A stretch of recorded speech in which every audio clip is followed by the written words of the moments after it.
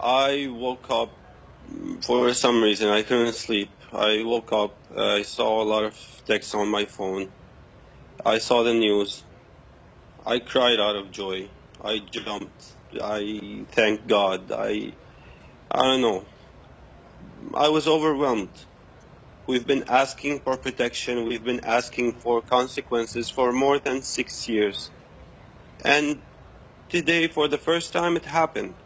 For the very first time, we see Assad held accountable just for once, held accountable for his crimes against humanity.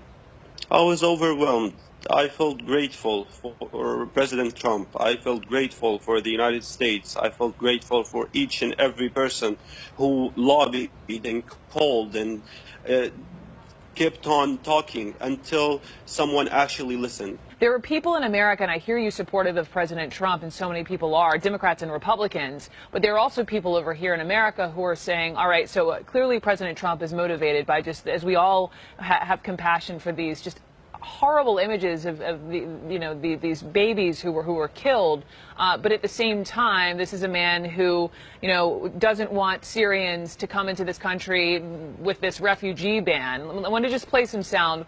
Hillary Clinton weighed in.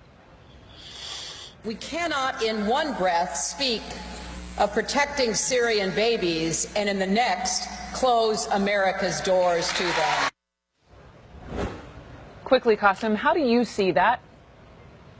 With all due respect, I didn't see each and every person who was demonstrating after the travel ban. I didn't see you 3 days ago when people were gassed to death, when civilians were gassed to death. I didn't see you in 2013 when 1,400 people were gassed to death.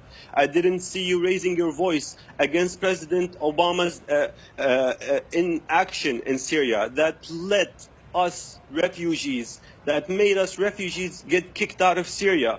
If you really care about refugees, if you really care about helping us, please help us stay in our country. We don't want to come to the United States. We want to stay in our country. We want to stay in our country. With all due respect, this is hypocrisy. If you really care, help us stay in our country.